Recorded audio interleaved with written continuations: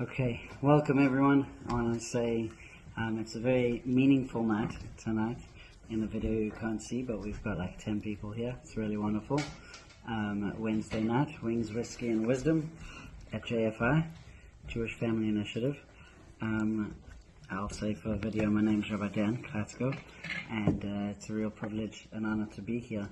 I wanted to dedicate tonight to the aliyah of the neshama, the lifting up of the soul of Amnon ben Zavulunov, who's the father of Gabriel, the grandfather of Ethan, who's sitting right here. And I wanted to share a few things that I heard about Amnon and things that I found very meaningful, very inspiring. And the talk that will follow has what to do with the concept of life, I'll translate for Americans. So a few things about Amnon that I heard. Firstly, his father is a Holocaust survivor, and really obviously went through unimaginable things. And one of the things that stuck out for me in hearing about this was the strength of pushing through. He was sharing that it was your grandfather that lived his life with 4 bullet holes, with 4 bullets in his body. Just from that time, aside from everything else, it's still a tremendous reminder. His grandfather had 8 children, and one of those children was Amnon.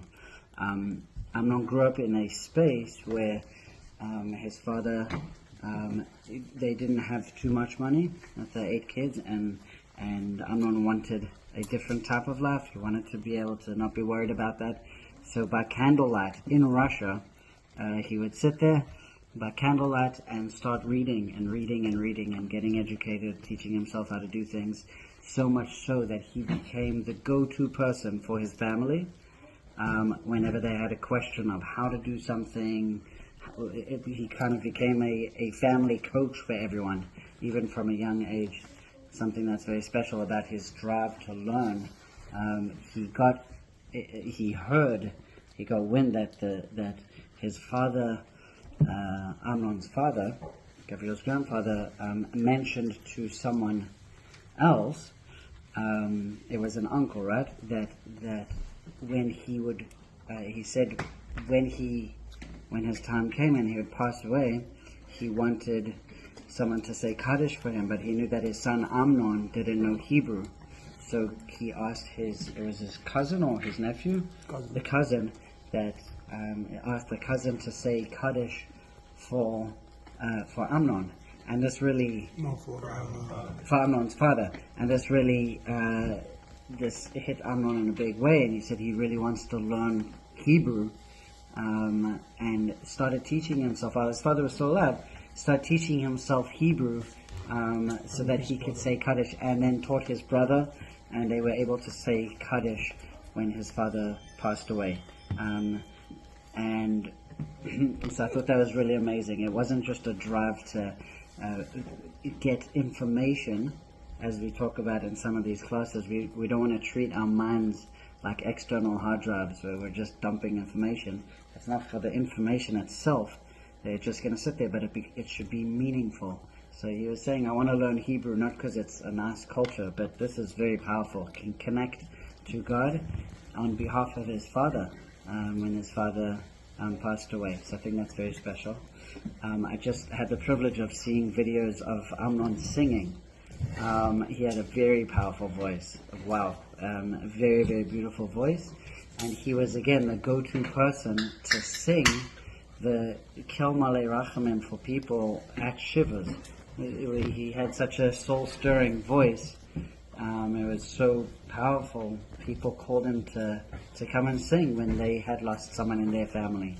And again, it's the same idea of, it's not just singing for the sake of having a talent, but it's making it meaningful. It's saying, I want to really take this and improve on something in a holy way. So I think that's really very special. That spoke to me a lot. Another thing about Amnon that was also very inspiring he was this sort of personality, this person who had a lot of connections. He seemed to really make an impact on a lot of people. And in Russia at the time, the young teenagers, 18-year-olds, were drafted into the army. And not unlike in Israel, where if you're in the army, sometimes you could go home at night. This was like you're away for 2 years and that's it. You don't see them, and no one was ever allowed to go visit. It was like 2 years and you really don't see them. But thank God Amnon, with his connections, was able to, for himself and others, his family, get them permission to go visit their children while they were in the army, which was a big deal because the army was sort of like this enclosed prison almost, where no one could visit and they didn't see their families, and he was able to help them do that. One other episode that I think is really special is on the trains. There's a whole, it was part of a whole story regarding visas and having to leave when things were dangerous.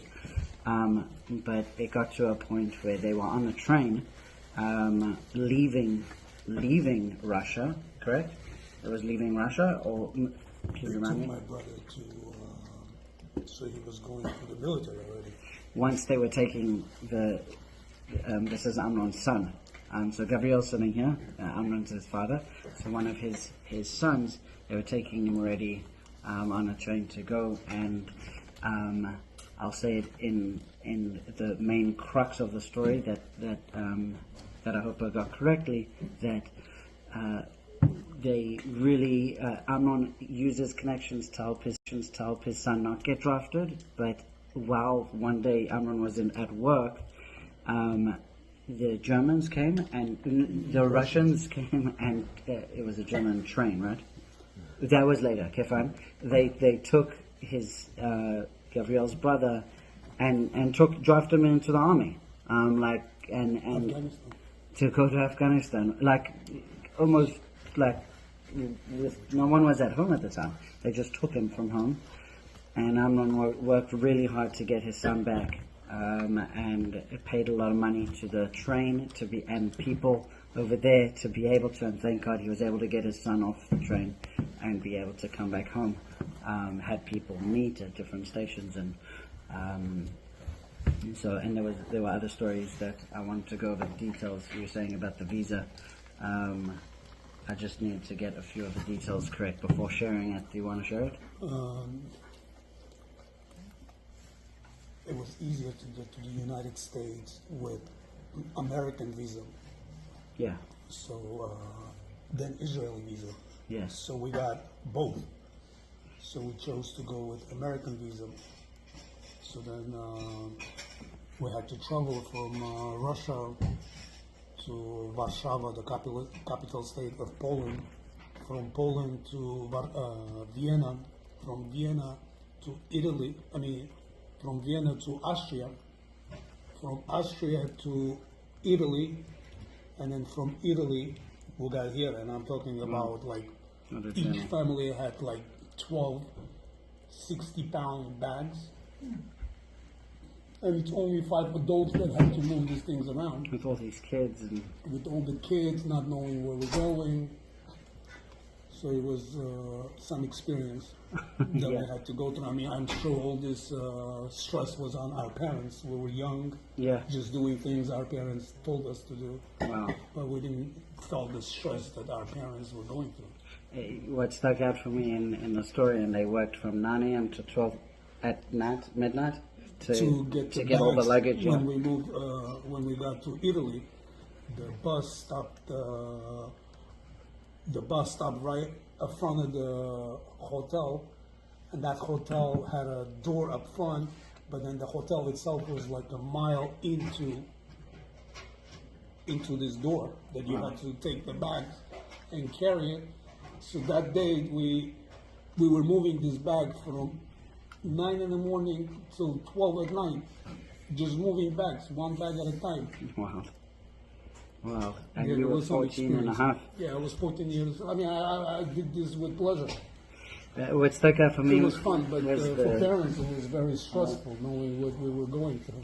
Yeah, amazing. What stuck out for me in this was the effort that his father would go to for him and his family, the dedication. That's really the word, the dedication to his family, to what was correct, and using his talents of singing and his love for music to really, and his connections to do things that were meaningful. So I think that's a few things that are very special about Amnon ben Baruch, Gabriel's father. And so I wanted to share an idea to do with the concept of love, and then we can go into learning groups. So here goes. One of the biggest things that we put in our effort to do is to live our lives. Now, what does that mean? Like, to live our life? Now, obviously, this topic is huge, and we could keep discussing it, but there's one kind of central theme that I want to talk about. And I want to bring it out like this. A few years ago, I might have mentioned that I was working as a paramedic in Hatzalah, which is the Jewish ambulance service in South Africa. I mean, they're all over, but I was in South Africa, and that was my full-time position. And when we were studying, they had a book, this massive book, this all the EMT stuff that we had to study, and it said on the front cover an answer to the question that wasn't asked, it was implied. The question, which you might have guessed or implied, figured out based on the answer, that why are we doing all these kind of crazy things as a paramedic? We're going into crazy situations, seeing people in the worst moments of their life, and why would you put yourself in danger? Also, I was in South Africa, so sometimes we're called to emergencies where there's gunshots and dangerous stuff and knives and whatever. Like, why are you putting yourself in the position to help people when it's still very hectic? And the answer on the book, it didn't ask that question, but it said, life is why. Life is why. And I found that really sat with me till now, I guess, and hopefully continues to, where for me that really resonated as we're putting in so much effort in our lives, and not everything's so easy. We're exposed to things that are really tough and sort of unnatural sometimes. Sometimes it's objectively unnatural. Right now there's a war going on. That's unnatural, like in the sense that people are being exposed to terrible death and suffering that a lot of people don't experience in their lives. And then there's also stuff that's not so difficult, but just part of daily struggles. And why are we trying? Why are we trying? Why are we putting in effort? Why would someone put in effort to move their whole family for a better life? Why? Life is why. Life is why. The question, though, is, what is life? Meaning, it sounds like life is the answer, and that's why we're going to be putting in all this effort. But what kind of life? So let's go a little bit deeper. What does life really mean? So does life mean does it mean being alive? Because in this, when I was studying to be a medic, the way they explain the medical world in very short, in the most simplest form, is in order to survive in the physical world, you need to have air going out, in and out, and blood going round and round. That's basically the most simple way to say how to sustain life. But would we be okay with just that? Would we, if God forbid someone was in a coma, they still have air going in and out and blood going around, would anyone opt for that and say, okay, I'm down to just be alive? I don't think so. I don't think anyone would choose that. But if they wouldn't choose that and say, I want more than just those two basic things, it sounds like just being alive is not enough. It sounds like there's something more to life than being alive. Maybe we could say really living. But what does living mean? So let's go a little bit deeper. Living, sometimes people talk about being productive. Sometimes people confuse productivity with being busy. They'll say, I'm doing things. Look how busy I am. Look at my schedule. I don't have a free minute. But then you look at their schedule and it's filled with meaningless things. It's just like, imagine someone took a brick and then put some mud or cement and then did that and built this huge pillar. And they'd be like, I was so busy, I put my heart and soul into this like tall pillar of bricks and cement. And you say, awesome, why? Why did you do that? And they're like, because I needed to stay busy and do stuff. And you're like, yeah, but like, that sounds like a misallocation of precious time and resources and creativity. Like, do something with it. Like, it's not just about doing things, it's about doing things that are meaningful. It's a whole nother thing, because if a person's just busy doing things that are meaningless, it actually detracts from what we call quality of life.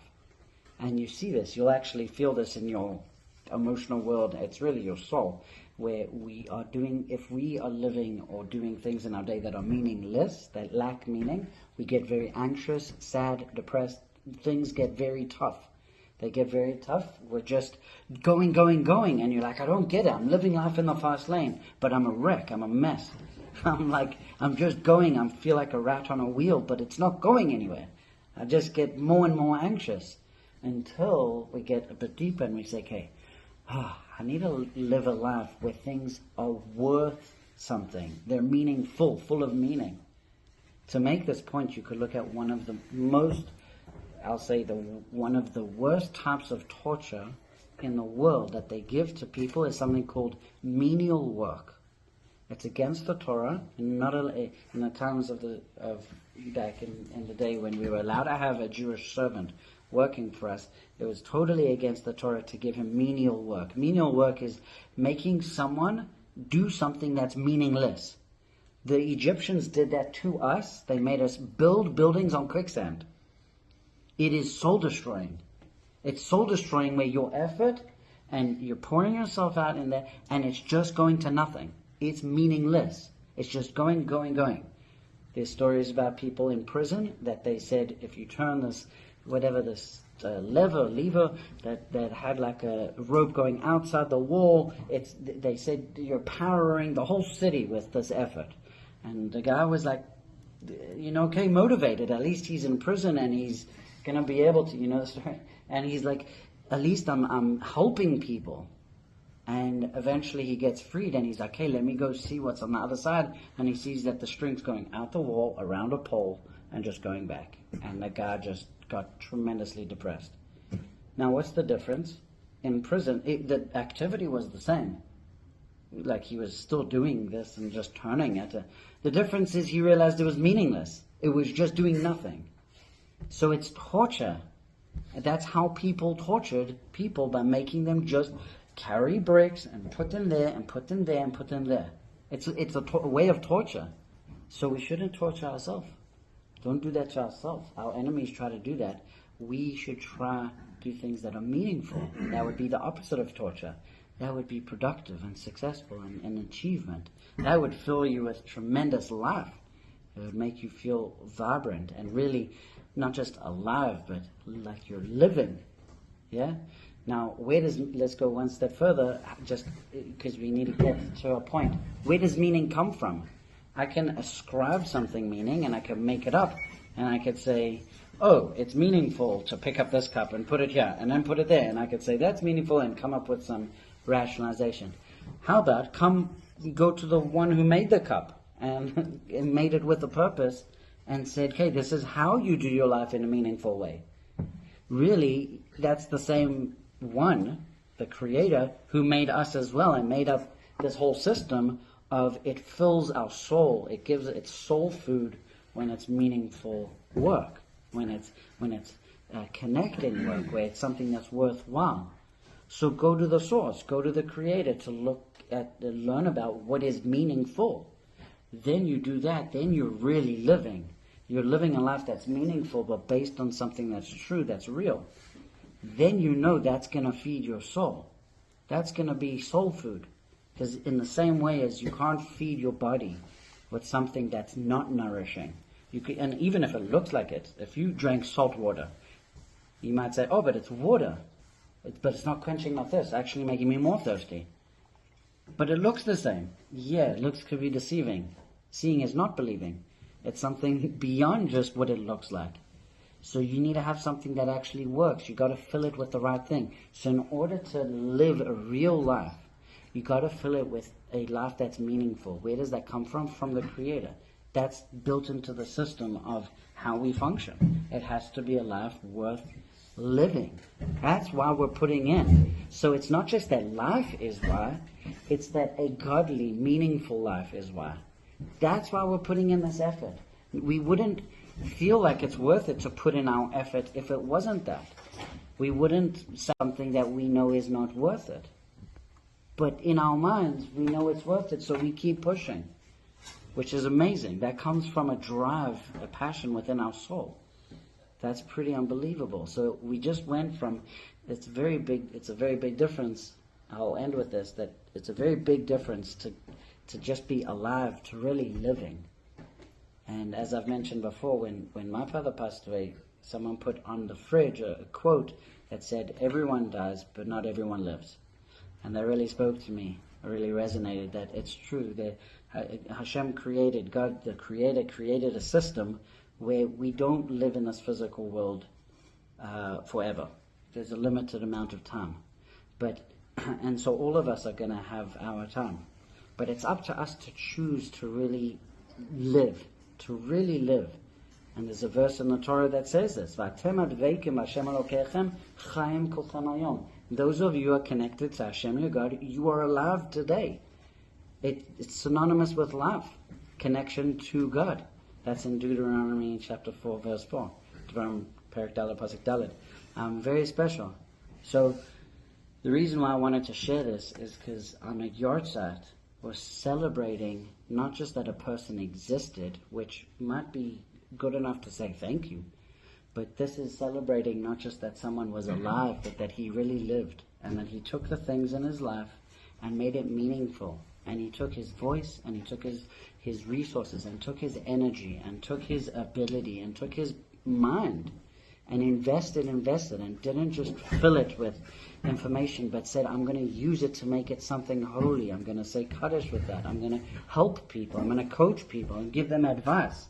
I'm going to be there for other people. That takes raw material of just information and makes it into wisdom. It makes it into, from knowledge to wisdom, makes it into something that's powerful, that's meaningful, that will last forever. And that's why Gavriel's father, his soul lives on, because it wasn't just physical.